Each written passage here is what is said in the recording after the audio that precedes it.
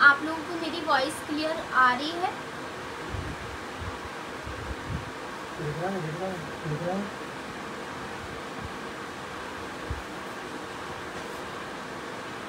Sorry, कुछ technical issues की वजह से वीडियो कट हो गया था। मैं दोबारा से स्टार्ट करूँगी।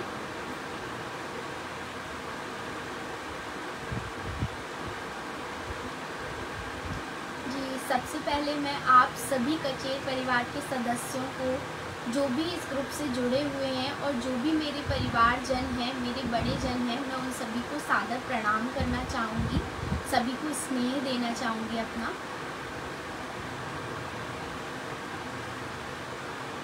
आज मैं लाइव आई हूँ। मैं कभी आज से पहले लाइव नहीं आई हूँ, तो मैं बहुत नर्वस हूँ। मेरे से बाय चांस कुछ मिस्टेक हो जाए तो प्लीज़ मुझे क्षमा कर दीजिएगा आप लोग।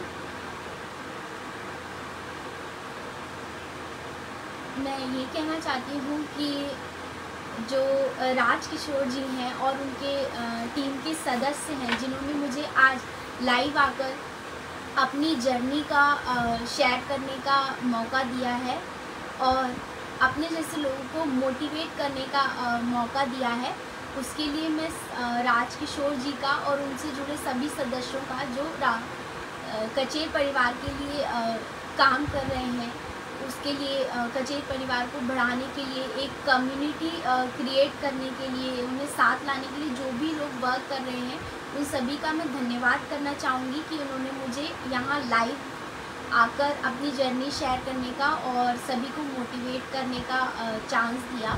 Thank you so much. ये मेरे लिए बहुत ही गर्व की बात है कि आज मैं यहाँ लाइव आई हूँ।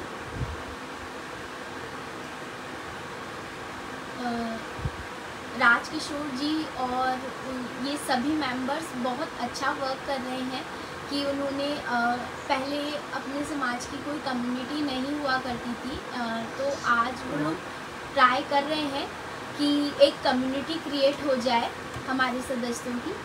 तो ये बहुत ही अच्छी बात है, ये बहुत ही बेनिफिशियल है ये कम्युनिटी क्रिएट होना, जो कि अदर समाज में ऐसी कम्युनिटी है जो कि हमारे यहाँ नहीं थी।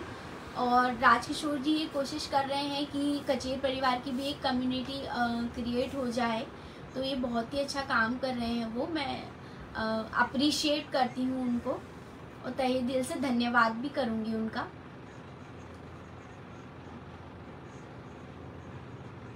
इसके बाद मैं आप लोगों को अपने बारे में कुछ बताती हूँ। जैसे मेरा नाम काजल तोमर है, मैं ग्वालियर मध्य प्रदेश से बिलोंग करती हूँ और मैं एक मिडिल क्लास फैमिली से बिलोंग करती हूँ।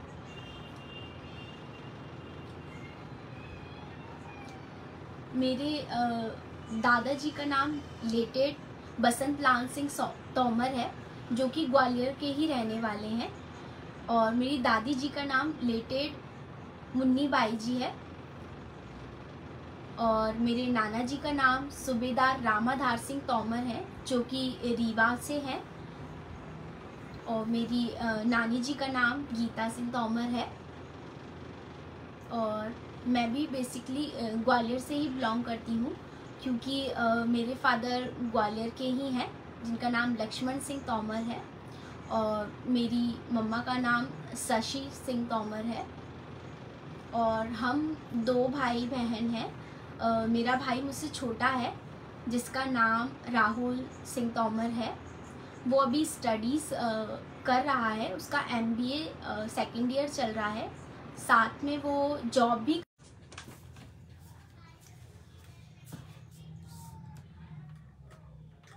सॉरी, मेरे यहाँ इलेक्ट्रिसिटी प्रॉब्लम हो गया है।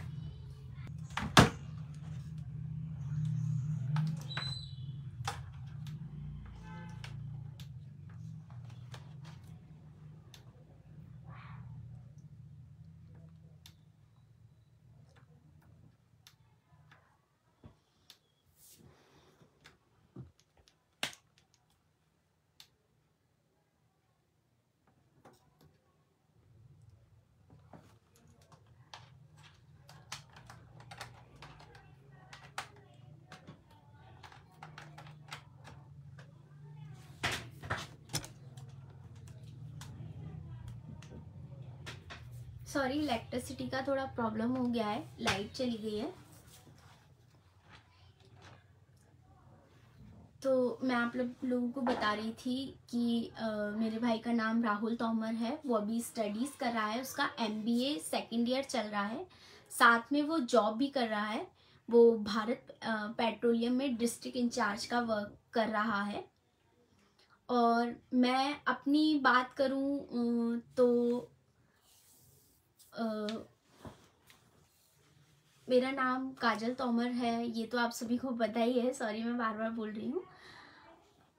तो स्टार्टिंग से ही मेरी लाइफ थोड़ी स्ट्रगलफुल रही है। मैंने और मेरे भाई ने स्टार्टिंग से ही काफ़ी स्ट्रगल किया है।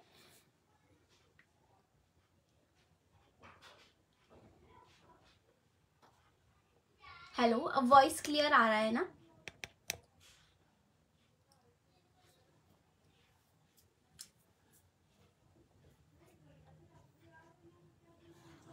तो मैं ये बता रही थी कि मेरी जर्नी स्टार्टिंग से ही स्ट्रगलफुल रही है।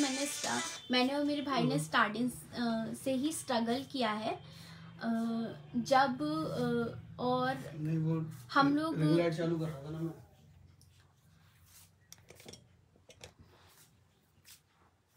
क्लियर।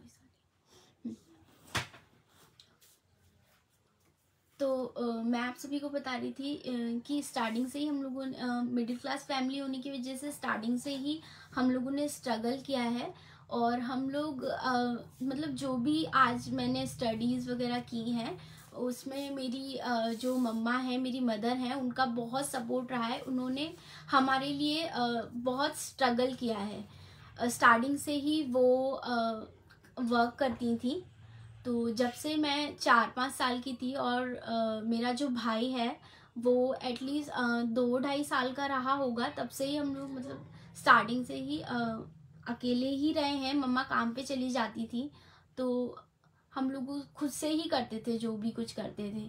तो मम्मा ने हम लोगों की स्टडीज़ के लिए और सब कुछ हम लोगों को करवाने के लिए बहुत स्ट्रगल किया है। वो जॉब करती थी, तो वो जॉब पे चली जाती थी तो हम दोनों ही एक दूसरे को काफ़ी हैंडल करते थे, काफ़ी चीज़ें करते थे हम लोग साथ में। तो मेरा भाई मेरे लिए एक फ्रेंड भी रहा है, तो हम लोग शुरू से ही एक दूसरे के लिए बहुत कंफर्टेबल हैं। तो इसी तरह से मेरी स्टार्टिंग की एजुकेशन हुई है। स्कूल का तो पर्टिकुलर कोई स्कूल नहीं रहा है, क्योंकि हम लोग रेंटेड हाउस से रहते थे तो वो चेंज होते रहते थे। मैंने काफ़ी सारे स्कूल चेंज किए हैं, तो मेरा पर्टिकुलर एक कोई स्कूलिंग नहीं हुई है कि एक पर्टिकुलर एक स्कूल से मैंने स्कूलिंग की हो। आफ्टर 10th में भी मेरी अच्छे परसेंट से मैं पास आउट हुई। उसके बाद आया था 10th के बाद ये था कि अब मुझे सब्जेक्ट चूज़ करना था कि मैं क्या सब्जेक्ट से स्टडी करूं। सभी लोगों ने सजेशन दिया, क्योंकि सब लोग सजेस्ट करते ही थे और स्ट्रगलिंग लाइफ की वजह से सब लोग बोलते थे सिर्फ कॉमर्स आप ले लीजिए, ज़्यादा आपकी मम्मा को भी दिक्कत नहीं आएगी, क्योंकि उसमें आपको ज़्यादा कोचिंग्स लेने की भी ज़रूरत नहीं पड़ेगी। आप नॉर्मल एक कोचिंग से भी काम हो जाएगा, तो आप कॉमर्स ले लीजिए। लेकिन बट मुझे कॉमर्स में बिल्कुल भी इंटरेस्ट नहीं था। तो फिर लेकिन मेरा काफ़ी सारे ऑप्शंस तो थे कि आप ये कर लीजिए, बायो ले लीजिए, मैथ्स ले लीजिए, कॉमर्स आर्ट्स ले लीजिए। हालांकि मैं अभी जो कर रही हूँ वो भी एक आर्ट फील्ड का ही काम है, लेकिन मुझे मैथ्स पसंद था। तो सब लोगों ने मुझे ज़रूर निगलेक्ट किया कि नहीं आप कॉमर्स ले लीजिए, आप इतना नहीं कर पाएंगे, बर्डन आएगा आपकी मम्मा पर।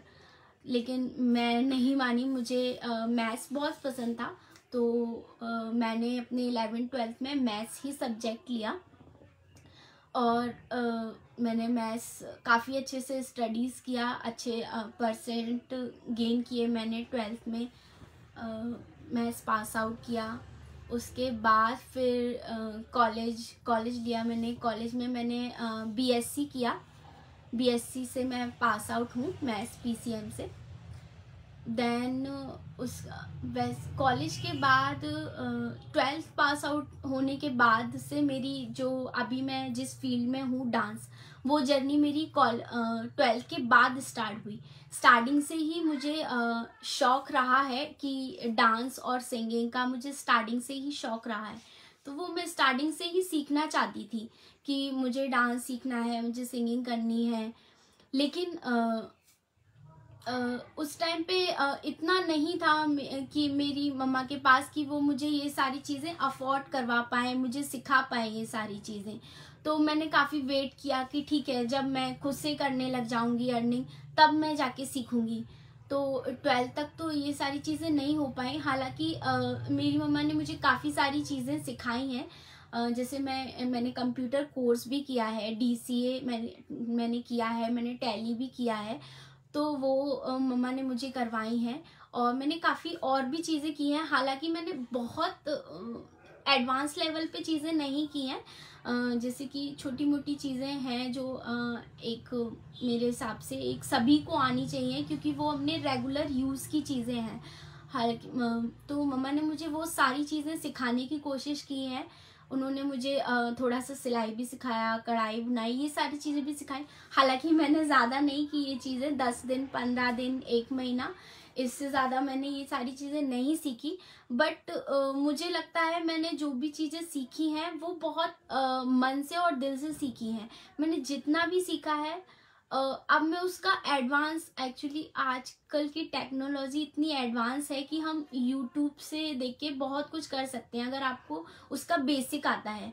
तो मेरी मम्मा ने मुझे इतना सिखाया कि मुझे उन चीज़ों का बेसिक आता है, तो मैं उसको लेके मैं बहुत एडवांस लेवल का वर्क कर लेती हूँ। हालांकि मैंने सिलाई सिर्फ 15 डेज सीखी है, बट अभी भी मैं अपनी जो मेरे पास एडवांस टेक्नोलॉजी यूट्यूब है, उसको देख के मैं काफ़ी एडवांस लेवल की स्टिचिंग भी कर लेती हूँ।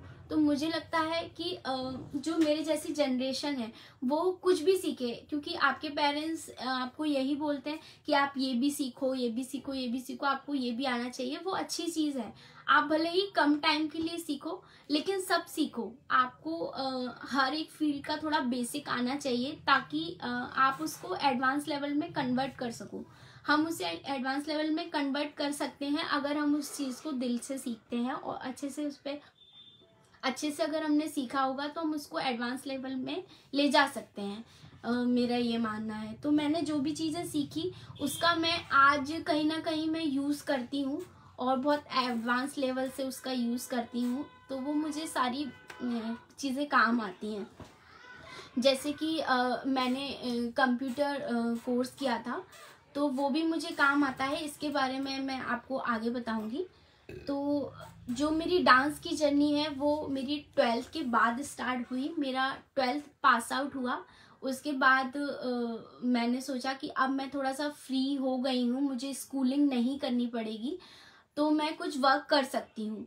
तो वर्क करूँगी तो थोड़ी सी अर्निंग भी होगी, और अर्निंग होगी तो मैं जो मुझे करना है, एक्चुअली मुझे जो सीखना है वो मैं सीख पाऊँगी। तो मैंने 12th के बाद फिर मैंने डांस सीखना स्टार्ट किया था। 12th के बाद मेरी डांस की जर्नी स्टार्ट हुई थी। तो डांस सीखने के बाद मैंने काफ़ी सारे ऑडिशंस भी दिए हैं। मैंने कुछ टीवी शोज़ भी किए हैं। जैसे साधना पे मैं आ चुकी हूँ, ईश्वर चैनल पे आ चुकी हूँ, दूरदर्शन पे मैंने अपना परफॉर्मेंस दिया है। तो इन चैनल्स में मैं आ चुकी हूँ, अपने परफॉर्मेंस दे चुकी हूँ। और साधना चैनल पर भी हम लोगों के ग्रुप ने पार्टिसिपेट किया था, तो वहाँ हम विनर भी रहे थे।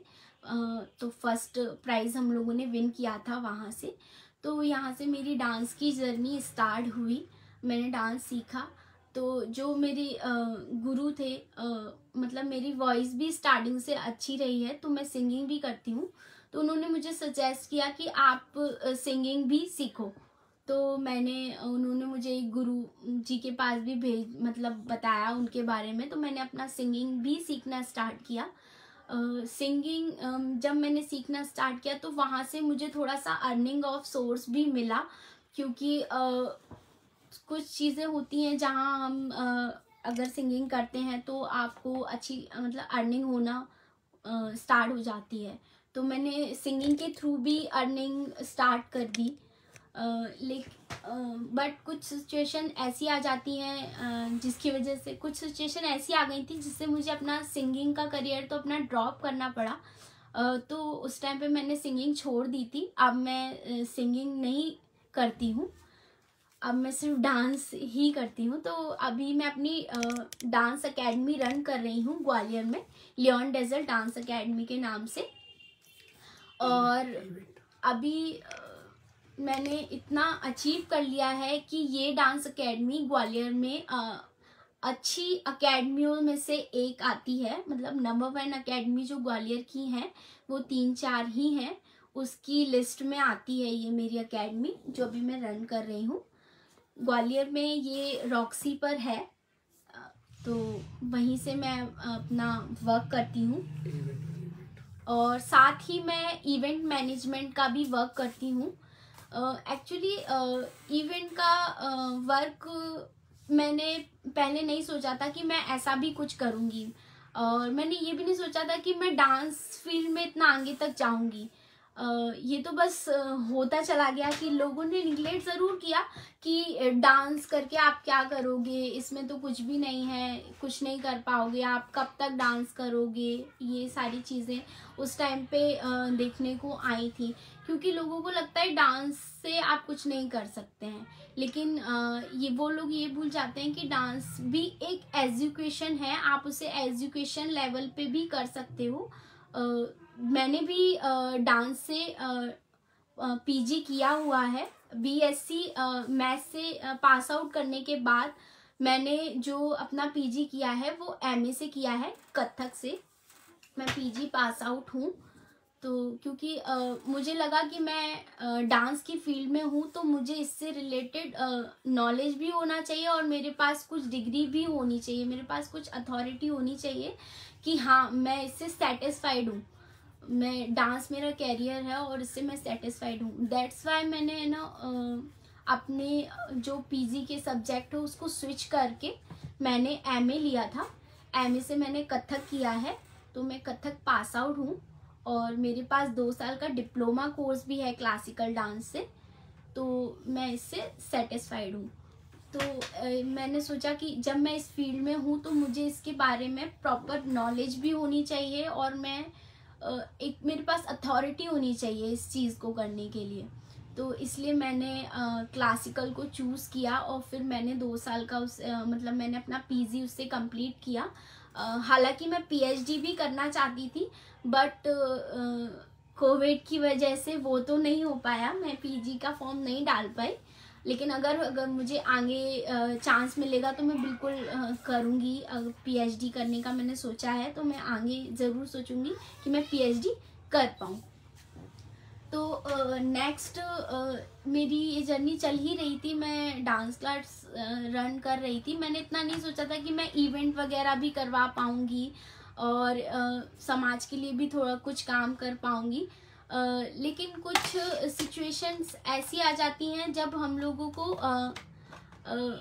एक मोटिवेशन मिलता है कि नहीं आप ये भी कर सकते हो, आप ये भी करो। एक्चुअली आजकल जो कॉम्पिटिशन्स होते हैं, कंपटीशन है, हर फील्ड में कंपटीशन है और हमारे डांस में तो वैसे भी कंपटीशन होता ही है। तो मैं भी ऐसी कॉम्पिटिशन्स करने जाती थी। जैसे कि रियलिटी शोज़ के लिए भी मैंने काफ़ी ऑडिशंस दिए हैं। डांस दीवाने का नाम आपने सुना होगा, जो कलर्स चैनल पे आता है, तो उसके लिए भी मैं स्टूडियो राउंड के लिए सिलेक्ट हो चुकी थी, लेकिन उसके बाद आगे नहीं जा पाई। तो इसी तरह से एक कॉम्पिटिशन्स वगैरह हो मैं देती थी, कॉम्पिटिशन्स वगैरह में जाती थी।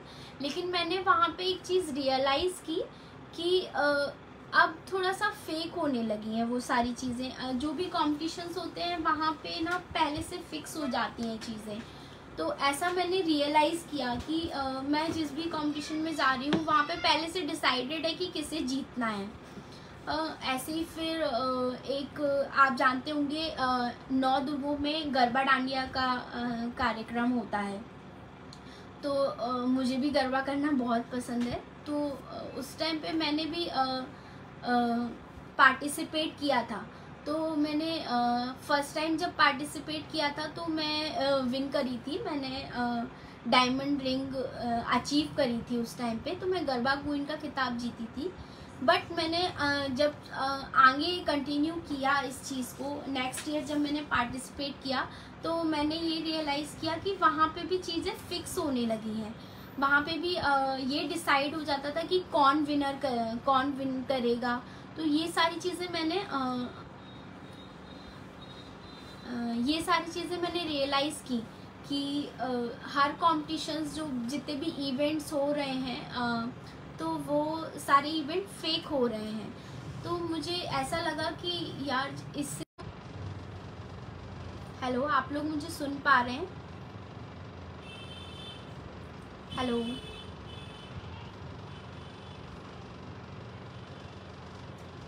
वॉइस आ रहा है आप लोगों को?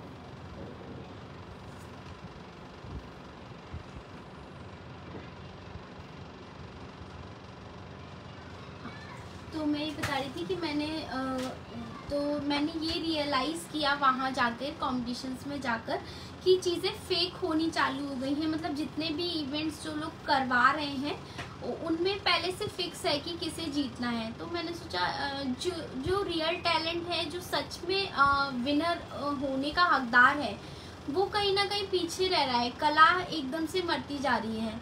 तो क्योंकि सही जो प्राइज़ का हकदार है उसको प्राइज़ नहीं मिल रहा है, तो एक तरह से चीज़ें ख़त्म होती जा रही हैं, वो निगलेक्ट हो जाएगा। क्योंकि मैं भी जब है ना डिज़र्व करती थी कि हाँ मुझे ये प्राइज़ मिलना चाहिए, तो वो चीज़ मुझे नहीं मिलती थी। तो मैं भी एक तरह से क्योंकि मैं ये चीज़ क्यों ही कर रही हूँ जब मुझे कुछ मिल ही नहीं रहा है, डिज़र्व ही नहीं कर पा रही हूँ। तो ये चीज़ मेरे अंदर आई कि ऐसा क्यों हो रहा है कि अपनी जो कलाकार है, जो डिज़र्व करता है प्राइज़, उसको प्राइज़ नहीं मिल रहा है। तो ये चीज़ मैंने रियलाइज़ की। तब मैंने सोचा कि नहीं, मैं इवेंट करवाऊंगी, मैं खुद से अपना इवेंट करवाऊंगी जिसमें मैं फेयर डिसीजन करूंगी। जो सच में प्राइज़ का हकदार है उसे ही प्राइज़ मिलना चाहिए। तो ये चीज़ मैंने सोचा इस चीज़ के बारे में। और फिर मैंने अपना सबसे पहला इवेंट करवाया था रिदमिक टैलेंट प्लस के नाम से 2018 में, जो कि ग्वालियर का पहला ऐसे इवेंट था जिसमें मैंने ना सिर्फ जो पार्टिसिपेट्स थे फर्स्ट सेकंड थर्ड उनको प्राइज़ दिया था, बल्कि उसमें जितने भी पार्टिसिपेट थे, समथिंग उसमें 150 से ऊपर पार्टिसिपेट से, मैंने सभी को प्राइज़ डिस्ट्रीब्यूट किया था। फर्स्ट सेकंड थर्ड के अलावा भी सभी को कॉन्सलेशन प्राइज़ दिए थे। और बाकी जो उनके ट्रेनर हैं, जो उनके गुरु हैं, जो इन्हें शिक्षा दे रहे हैं, जो उन पर इतनी मेहनत कर रहे हैं, एक कलाकार को बनाने में सबसे बड़ा हाथ एक गुरु का होता है। तो जो उनको बना रहे हैं उनको भी मैंने सम्मानित किया था उसमें। तो वो ग्वालियर का सबसे पहला इवेंट था जो एक किसी महिला ने किया था। और सबसे ज़्यादा गैदरिंग उसमें हुई थी, 150 से ऊपर गैदरिंग उसमें आई थी। तो ये मेरे लिए बहुत अचीवमेंट की बात थी कि मैंने फर्स्ट इवेंट करवाया था अपना, और वो इतना ज़्यादा सक्सेसफुल हुआ। और उसमें मैंने कुछ अलग करने की कोशिश की कि मैंने जो फेयर डिसीज़न होना चाहिए था वो वहाँ हुआ, और कोई भी निराश होके नहीं गया। किसी को ऐसा नहीं लगा कि मैंने मेहनत की और मुझे कुछ मिला नहीं।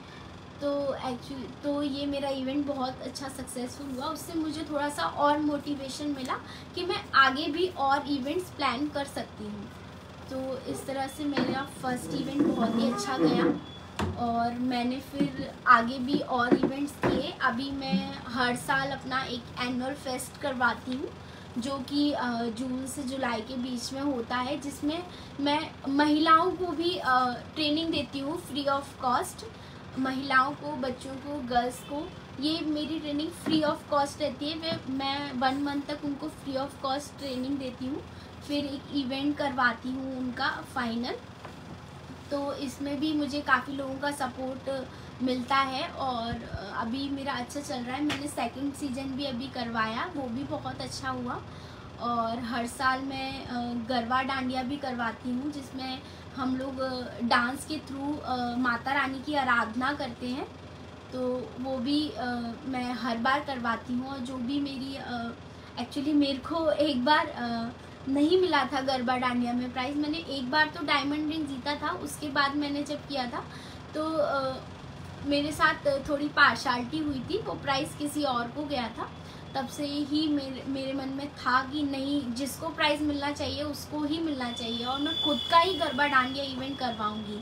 तो मैं हर साल खिलैया गरबा डांडिया महोत्सव के नाम से करवाती हूँ ये नवरात्रि का प्रोग्राम, और मैं हर बार उसमें गोल्ड रिंग प्रोवाइड करवाती हूँ। जो भी हमारी गरबा क्वीन होती है, मैं उसको हर बार गोल्ड रिंग देती हूँ विनर, जो भी मेरी गरबा क्वीन बनती है। तो मुझे लगता है कि जो चीज़ मेरे साथ हुई, जो अनफेयर चीज़ें मेरे साथ हुई, वो दूसरों के साथ ना हो, और जो एक कलाकार जो मेहनत कर रहा है उसको मिलना चाहिए इनाम, ताकि वो और ज़्यादा मेहनत कर सके और अपने व्यक्तित्व को निखार सके, अपनी कला को आगे बढ़ा सके।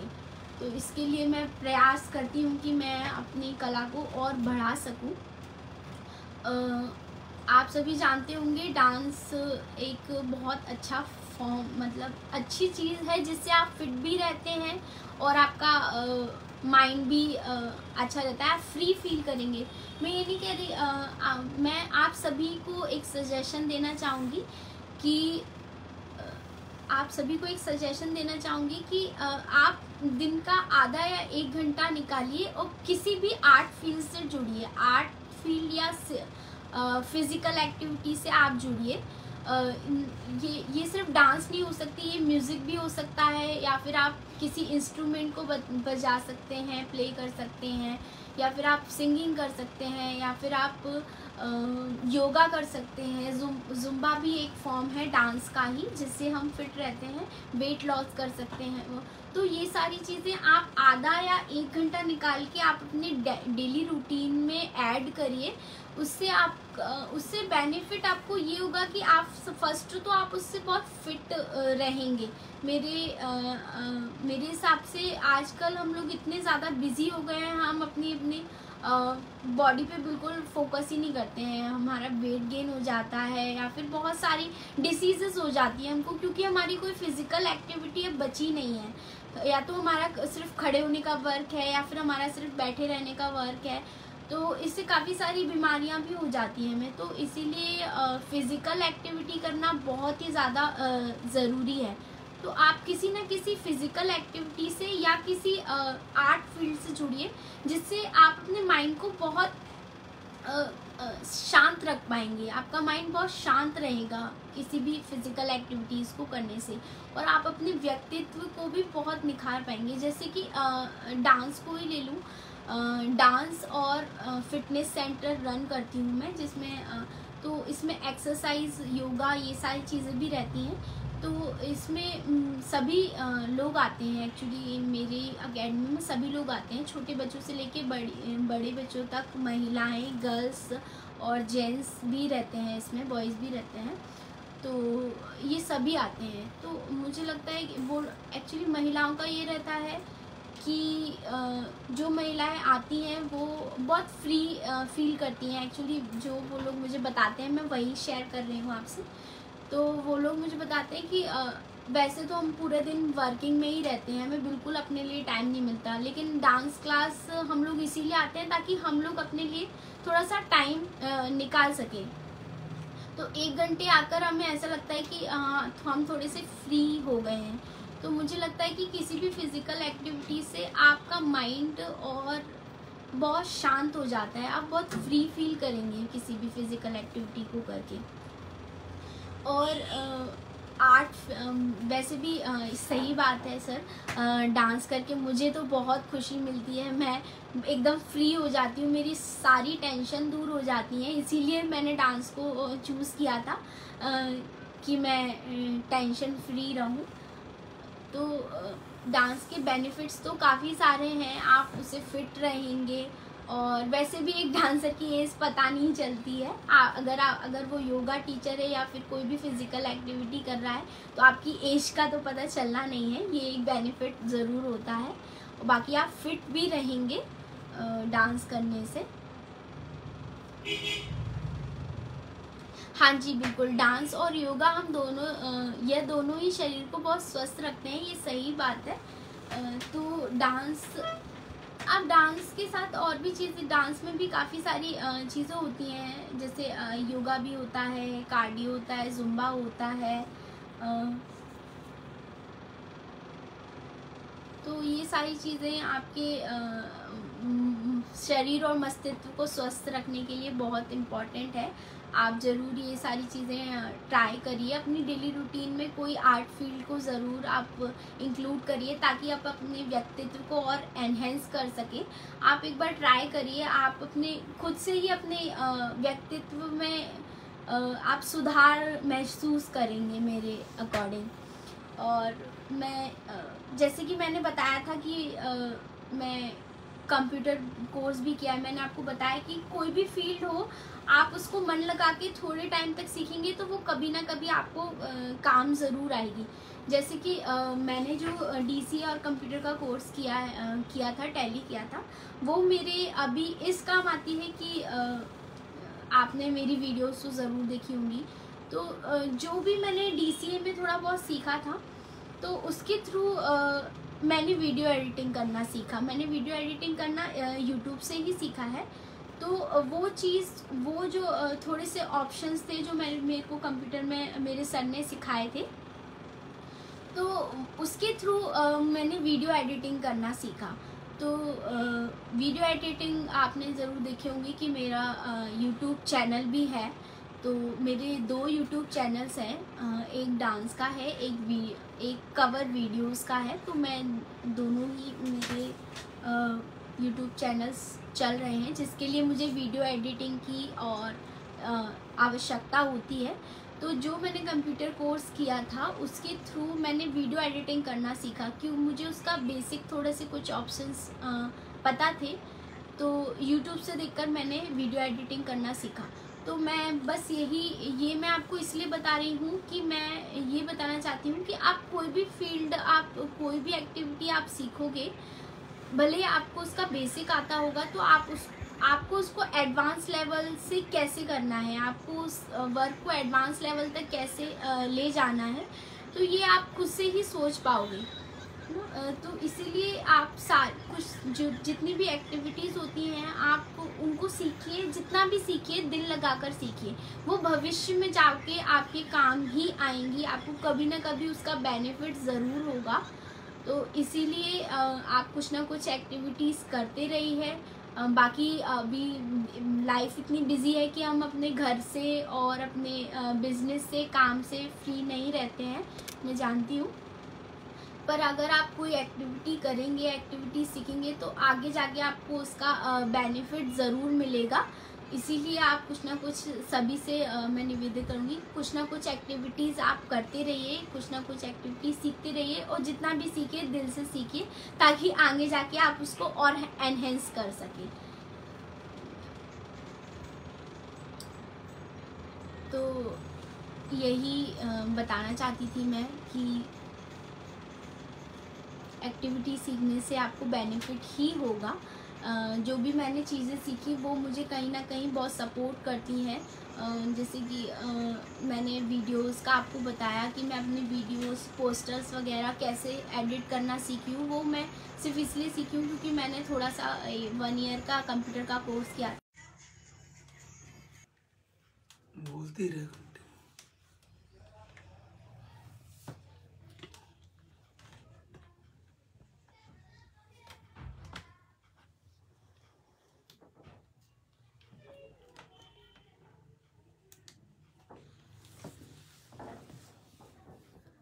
बाकी डांस एक बहुत अच्छी चीज़ है। आप इसको एज अ अर्निंग भी कर सकते हो। एज अ अर्निंग मैं आपको बताऊं तो, जैसे कि मैं एक एकेडमी रन कर रही हूँ, ये तो कर ही सकती। एकेडमी का तो ऑप्शन है ही कि आप एकेडमी रन कर सकते हो। आप होम ट्यूशन्स ले सकते हो। होम ट्यूशन्स के साथ आप सोशल मीडिया पे वर्क कर सकते हो। सोशल मीडिया पे अभी भी मैं सोशल मीडिया पे ही वर्क करती हूँ, जैसे कि यूट्यूब हुआ, इंस्टा हुआ, मौज ऐप हुआ। एक्चुअली मौज ऐप पर भी आपको अर्निंग होती है। मेरी मौज ऐप पे 10K से ऊपर फॉलोवर्स हैं, तो उससे भी मुझे अर्निंग होती है, मैं उससे भी अर्न करती हूँ। तो सोशल मीडिया पे भी अभी मैं हूँ, एक्टिव हूँ, जिससे आप सोशल मीडिया के थ्रू भी आप अर्निंग ऑफ सोर्स क्रिएट कर सकते हो। तो काफ़ी सारी चीज़ें हैं। आपको अपनी कोई भी फील्ड हो, आपको अपनी अर्निंग के सोर्स खुद ही ढूंढने पड़ते हैं, चाहे वो कोई भी फील्ड हो। तो ऐसे ही मैंने भी डांस के बाद अपनी अर्निंग के सोर्स ढूंढे, जैसे कि मैं इवेंट प्लान करने लगी, इवेंट मैनेजमेंट करने लगी, संगीत सिखाने लगी, होम ट्यूशन्स लेने लगी, है ना। मैंने स्कूल में भी जॉब किया था, बट एक्चुअली मुझे स्कूल की जॉब ज़्यादा पसंद नहीं आई, क्योंकि मुझे किसी के अंडर में जॉब करना पसंद नहीं आया। मैं बिजनेस करना ज़्यादा पसंद करती हूँ, क्योंकि मुझे फ्री काम करना ज़्यादा पसंद है। तो दैट्स वाई मैंने जॉब तो छोड़ दिया था, स्कूल में भी जॉब किया था मैंने, बट मुझे नहीं पसंद आया जॉब करना, इसलिए मैंने जॉब छोड़ दिया। उसके बाद फिर मैंने होम ट्यूशन्स लेने स्टार्ट किए, और इस फील्ड से रह के मुझे लगता है कि ना, इस फील्ड से रह के मुझे एक चीज़ ये अच्छी लगती है कि मेरी क्लास, ये फैमिली के अदर भी एक फैमिली है, जो मेरी अकेडमी के लोग हैं, जो मुझे बहुत सपोर्ट करते हैं। ये मेरी एक फैमिली, आई मीन जितना सपोर्ट आई थिंक मुझे जितना सपोर्ट अपनी फैमिली मेंबर्स का नहीं रहता, मेरी मम्मा और भैया को छोड़ के, जितना सपोर्ट मुझे मेरी फैमिली मेंबर्स का नहीं रहता, उससे ज़्यादा सपोर्ट मुझे मेरे स्टूडेंट्स का रहता है। तो चाहे वो छोटे से बड़ा स्टूडेंट क्यों ना हो, वो मुझे बहुत सपोर्ट करते हैं, वो मेरे एक फैमिली मेंबर्स जैसे हैं। तो मुझे ना कभी ऐसा नहीं, मैं हर टाइम, मतलब मैं अपने वर्क में भी बहुत अच्छा फील करती हूँ, क्योंकि वो सब मेरी फैमिली है, वो बहुत अच्छे से ट्रीट करते हैं मुझे, वो सब एक मेरे फैमिली जैसे रहते हैं। तो ये मुझे अच्छा लगा कि मैंने एक ऐसी फील्ड चॉइस की है जिसमें ना मैं घर पे भी हूँ तो भी मुझे फैमिली मिलती है, और अगर मैं अपने वर्क एरिया पे हूँ वहाँ पे भी मुझे फैमिली जैसा ही लगता है, क्योंकि वो लोग सब मुझे बहुत पैम्पर करते हैं, बहुत अच्छे से ट्रीट करते हैं, और मुझे अच्छे अच्छे लोगों से जुड़ने का मौका। ये फील्ड ऐसी है कि हम लोग किसी ना किसी नए पर्सन से मिलते ही रहते हैं, और हर तरह के लोगों से मिलते हैं हम इस फील्ड में, चाहे छोटे से छोटे, बड़े से बड़े, काफ़ी एजुकेटेड लोग, काफ़ी हाई प्रोफाइल सोसाइटी के लोग, तो हर तरह के लोगों से मैं मिलती हूँ, क्योंकि इवेंट वगैरह भी होते हैं, तो हर तरह के लोगों से मिलती हूँ। तो मुझे बहुत कुछ सीखने को भी मिलता है इस फील्ड से। जब मैं अलग अलग जगह जाती हूँ, अलग अलग लोगों से मिलती हूँ, तो काफ़ी सारी चीज़ें मुझे देखने को मिलती हैं, काफ़ी सारी चीज़ें सीखने को भी मिलती हैं। तो इस फील्ड ने मुझे काफ़ी कुछ दिया है, और काफ़ी मेरा जो व्यक्तित्व है, काफ़ी उन्होंने एनहेंस किया है इस फील्ड में, इस फील्ड ने। हालांकि सब लोग धीरे धीरे ही सीखते हैं, मैंने भी काफ़ी कुछ धीरे धीरे ही सीखा है, काफ़ी स्ट्रगल करने के बाद मैं यहाँ तक आई हूँ, क्योंकि ये फील्ड ऐसी है कि नॉर्मल जो हमारे रिलेटिव्स हैं, आसपास के लोग हैं, वो यही बोलते हैं, अभी भी उनको लगता है कि इस फील्ड में कुछ नहीं है, आप इससे कुछ नहीं कर पाओगे। ये सभी लोग सोचते हैं कि डांस से कुछ नहीं होगा, आप क्या कर रहे हो, लेकिन अब ऐसा नहीं है। हालांकि स्टार्टिंग में मुझे ये सारी चीज़ें बहुत फेस करने को मिली थी कि इससे कुछ नहीं होगा, आप ये क्यों कर रहे हो, और बहुत सारी चीज़ें, इससे क्या ही कमा पाओगे, आप कब तक डांस करोगे। तो ये सारी चीज़ें स्टार्टिंग में बहुत हुई थी, लोगों ने बहुत बोला था, लोगों ने बहुत पीछे खींचने की भी कोशिश की थी। जब मैंने इवेंट प्लान किया था तब भी लोगों ने बोला था कि तुम अकेले इवेंट कैसे कर पाओगे, ये वो बहुत सारी चीज़ें। लेकिन मैंने किया, मैंने उनकी बातों पर ध्यान नहीं दिया, मैंने जो मुझे करना था वो मैंने किया। तो इस पर मैं रही कि नहीं, मुझे तो यही करना है। तो इसके लिए मैं, और इसके साथ करते करते मैंने और भी अर्निंग ऑफ सोर्स सोचे कि हाँ, मैं इससे इस तरह से भी अर्न कर सकती हूँ, अब मैं इसके साथ ये भी कर सकती हूँ, तो इससे भी मुझे अर्निंग होगी। तो काफ़ी अच्छा रहा, अब मैं काफ़ी अर्न कर लेती हूँ इससे, और काफ़ी सारे अभी भी इवेंट्स चल रहे हैं, तो अच्छा रहा, मेरी अभी तक जर्नी अच्छी रही है, और मैं आगे भी कोशिश करूँगी कि मैं ये काम और अच्छे लेवल से करूँ, और अभी जो मैं वर्क कर रही हूँ महिलाओं के लिए और बच्चों के लिए, जो मैं इवेंट्स करती हूँ फ्री ऑफ कॉस्ट, जो प्लान करती हूँ, वो मैं और अच्छे लेवल से आगे करूँगी, आगे करने की कोशिश करूँगी। और आप सभी का आशीर्वाद और सपोर्ट मेरे साथ रहेगा तो मैं और आगे और अच्छे बड़े इवेंट्स प्लान कर पाऊँगी। बस इतना ही बताना था मुझे अपनी जर्नी के बारे में। बस आगे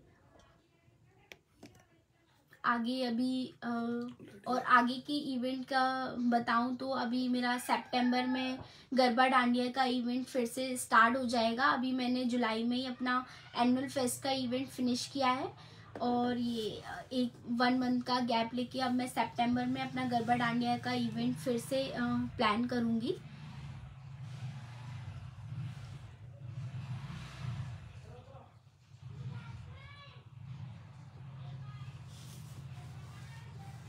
बस मैं सभी से यही बोलना चाहूँगी कि आप जिस भी फील्ड में जाएं, जो भी करें उसको दिल से करें और किसी की बातों को ना सुनकर आप जो भी करें अपने मन से करें, अच्छे से दिल लगा के करें। आपको उसमें सक्सेस ज़रूर मिलेगी। आप उसमें अपनी सक्सेस के रास्ते खुद बनाएंगे अगर आप वो चीज़ दिल से करना चाहते हैं तो। बस इतना ही मैं सभी से बोलना चाहूँगी।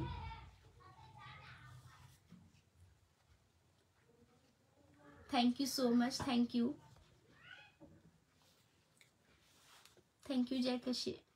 जय कचेर जी, थैंक यू। और राज सर को मैं बहुत थैंक यू बोलूँगी कि उन्होंने मुझे ये मौका दिया यहाँ लाइव आने का और अपनी जर्नी शेयर करने का। और वो बहुत ही अच्छा काम कर रहे हैं, कचेर परिवार के सदस्यों को एकत्र कर रहे हैं एक ग्रुप के माध्यम से। और हम जैसी महिलाओं को, बेटियों को लाइव आने का मौका दे रहे हैं, अपना एक्सपीरियंस शेयर करने का मौका दे रहे हैं, एक कम्युनिटी क्रिएट कर रहे हैं, हम सबको साथ में लाने की कोशिश कर रहे हैं। ये बहुत ही अच्छा काम है, वो बहुत ही अच्छा काम कर रहे हैं, इसके लिए मैं उनको बहुत धन्यवाद करना चाहूँगी। और मैं अगर सजेशन देने की बात कहूँ तो मैं ये भी कहना चाहूँगी कि आप कुछ ऐसा भी तैयार करें, जैसे कि मेरी लाइफ बहुत स्ट्रगलफुल रही है स्टार्टिंग से ही। पापा का सपोर्ट नहीं रहा है, मम्मी ने ही बहुत वर्क किया है हम लोगों के लिए। वो ही काम करती थी, सुबह चली जाती थी, फिर शाम को आती थी, फिर घर का भी काम करती थी, हम लोगों को भी देखती थी, तो उनका स्ट्रगल बहुत रहा है। तो इस तरह से मैं चाहूँगी कि अगर ऐसा कोई परिवार या व्यक्ति है जिसको सहायता की ज़रूरत है, तो ऐसा कुछ हमारे कचेर परिवार में होना चाहिए जिससे उनको हेल्प मिल सके, उनको सहायता मिल सके। हम सभी लोग मिलकर ऐसे व्यक्ति की मदद कर सकें, सहायता कर सकें। तो ऐसी कुछ कम्युनिटी या फिर ऐसा कुछ भी आप अगर इसमें इंक्लूड करते हैं अपने कचेर परिवार में तो वो बहुत अच्छा रहेगा। उसके लिए भी अगर आप कुछ करते हैं, बनाते हैं कोई चीज़, तो वो बहुत अच्छा रहेगा। बस इतना ही कहना था मुझे। अब मैं इस लाइव को एंड कर रही हूँ। थैंक यू सो मच आप सभी को कि आपने मुझे लाइव सुना और मुझे इतना अप्रिशिएट किया, इतनी सारी शुभकामनाएं दी, इतना सारा आशीर्वाद दिया। थैंक यू सो मच आप सभी को। Thank you.